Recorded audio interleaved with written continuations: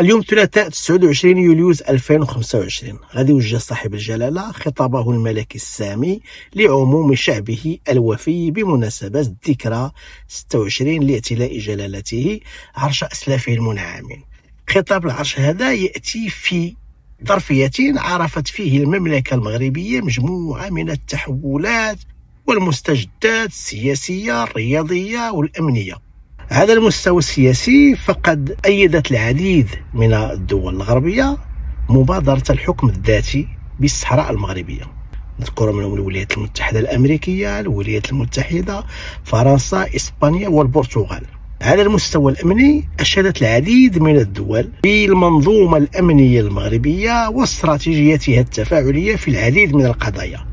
كذلك المشاركة ديال السيد عبد اللطيف حموشي في مؤتمر موسكو الذي عقد مؤخرا واللي حضر له قرابة 100 دولة، واللي عرض فيها السيد الحموشي استراتيجية المملكة المغربية في محاربة الجريمة العابرة للحدود. هذه المقاربة التي لقيت استحسانا وإشادة كبيرة من مختلف الدول الحاضرة في هذا المؤتمر. كذلك السيد عبد اللطيف حموشي تم توشيحه في العديد من المناسبات والعديد من الدول الأوروبية.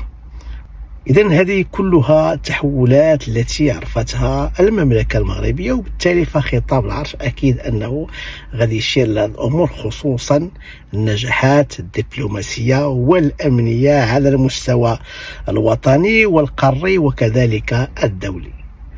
وللمزيد من المعلومات غادي نخلي لكم فيديو في هذا الإطار.